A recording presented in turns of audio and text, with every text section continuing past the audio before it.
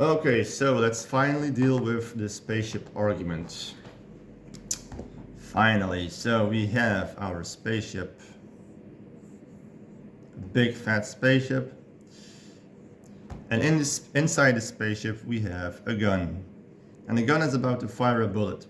So there's going to be an explosion as soon as the gun fires, and then after the gun fires, the gun will recoil. So this is the gun, and this is the bullet. The gun will recoil into this direction, and the bullet is fired into the opposite direction. So now let's say that the mass of the bullet is 1 gram, and the mass of the gun is 1000 gram, and the velocity of the bullet is 1000 meter per second, and the velocity of the gun is 1 meter per second. Okay, which means that the momentum of both the gun and the bullet are exactly the same. However, the kinetic energy, all right, the bullet has a kinetic energy of 500,000 joules, and the gun has a kinetic energy of 500 joules.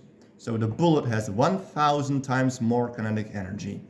So now the question is, they have both the same momentum, but the gun has 1000 times more kinetic energy. As soon as the gun and the bullet hit the sides of the spaceship, does the spaceship turn? Does it alter its overall motion of the spaceship? Well, in short, the answer is no. However, when the bullet and the gun hit the spaceship above or below the center of mass, so let's say that this line represents the center of mass. If the gun and the bullet hit the sides of the spaceship above or below the center of mass, then the spaceship might rotate. There might be torque. So yes, if the gun and the bullet do not hit the spaceship at its center of mass, then there will be a torque applied to the spaceship. Right? So, and we all know torque is a measure of the force that can cause an object to rotate around an axis. So when a force is applied at a distance from the axis of rotation, in this case the center of mass of the spaceship, it creates a torque. Now this torque can cause the spaceship to rotate. So therefore, if the gun and the bullet hit the spaceship at points that are not aligned with its center of mass, it is possible for the spaceship to experience rotational motion due to the torque generated by the unequal distribution of forces. So in summary, if the gun and the bullet hit the spaceship away from its center of mass, the resulting torque can cause the spaceship to rotate. Now, however, if the gun and the bullet do not, if the gun and the bullet exactly hit the sides of the spaceship at their center of mass, then the spaceship will not rotate, and the overall motion of the spaceship will remain unaffected. So the answer is no, even though the bullet has 1000 times more kinetic energy and their momentums are the same, the spaceship will not move. It will remain its overall motion will remain unaffected. However, there are two things to consider here. We have the conservation of momentum and the conservation of energy. So let's start with the conservation of momentum. So the total momentum of the system, all right, this is a system. We have, hold on. We have the system, we have the gun, and we have the bullet. All right, so the total momentum of the gun and the bullet is conserved. This means that the combined momentum of the gun and the bullet before they are fired is equal in the magnitude but opposite direction to their combined momentum after they are fired. That remains conserved. Therefore, the momentum imparted to the spaceship from the gun and the bullet hitting the opposite sides at the center of mass results in no net momentum change for the spaceship. Okay? Now, for the conservation of energy, while the bullet has much higher kinetic energy than the gun due to its higher velocity, the total kinetic energy of the system, so the system which is the bullet and the gun, is also conserved. The total energy is also the total energy of the system is also conserved. However, energy conservation does not determine the direction of motion.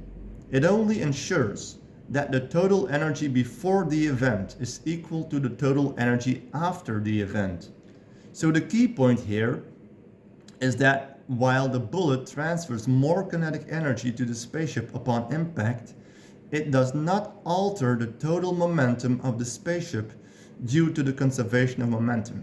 The conservation of momentum ensures that even though the bullet has more kinetic energy, the overall motion of the spaceship remains unaffected. So now let's elaborate on this. Okay, so again, in this scenario, we have the gun and the bullet inside the spaceship. When the gun is fired, it exerts a force on the bullet, causing it to accelerate to a high velocity. And as a result, both the gun and the bullet gain kinetic energy due to their motion. Now, according to the law of conservation of energy, the total energy of a closed system remains constant over time. And in this case, the closed system consists of the gun, the bullet, and the spaceship. Before the gun is fired, the system, all right, so the system, let me write this down, the system, which consists of the gun, bullet, oh, you can't see it almost, the gun, bullet, and the spaceship, right?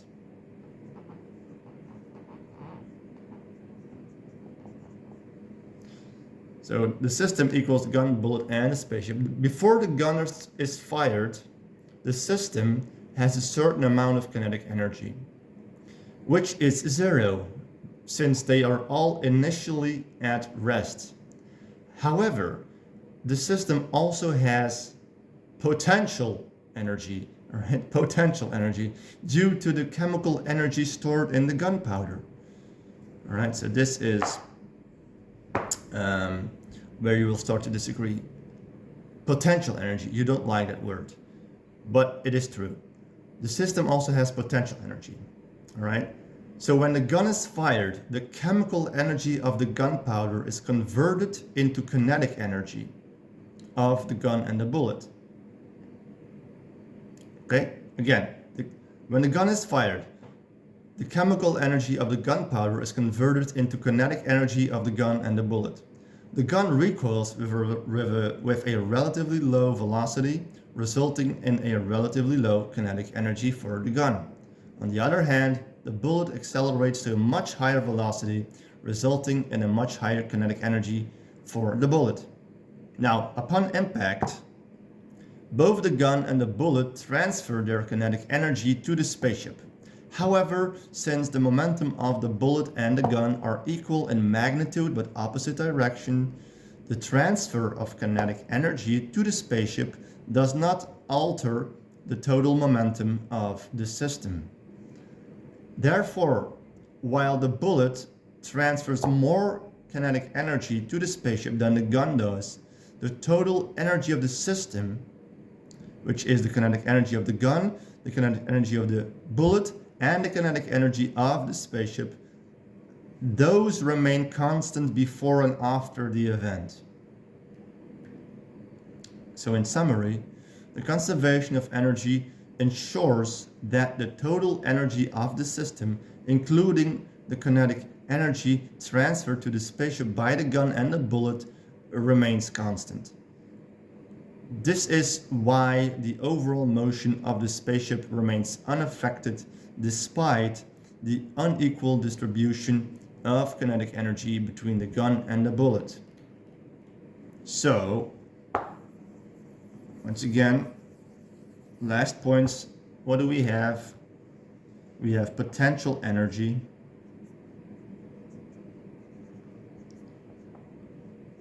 We also have rest energy. When you add those together, potential plus rest energy, that equals kinetic energy. So again, before the gun is fired, the system, which consists of the gun, the bullet, and the spaceship, right? So before the gun is fired, the system has a certain total energy, which consists of the potential energy stored in the chemical bonds of the gunpowder, so before ignition, and the rest energy due to the mass of the object. Again, so we have a certain total energy before the gun is fired, which consists of potential energy stored in the chemical bonds of the gunpowder and the rest energy due to the mass of the objects. When the gun is fired, the chemical potential energy stored in the gunpowder is converted into kinetic energy of the gun and the bullet. This means that the total energy of the system, which is the potential energy plus the rest energy, that remains constant, but it is redistributed within the system. Okay, after firing, after firing, the total energy of the system is still the same as before.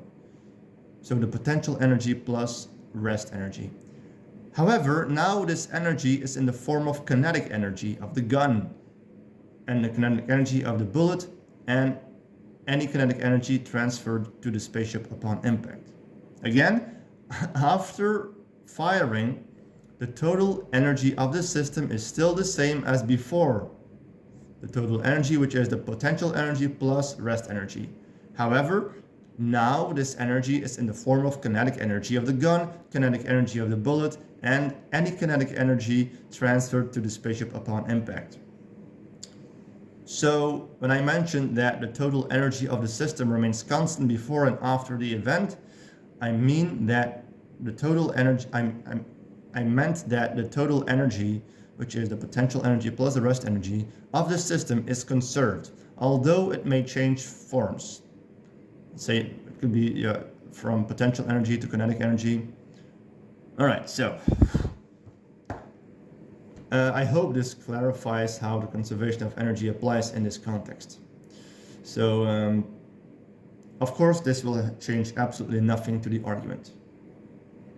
The discussion will just keep going and going and going and going and going.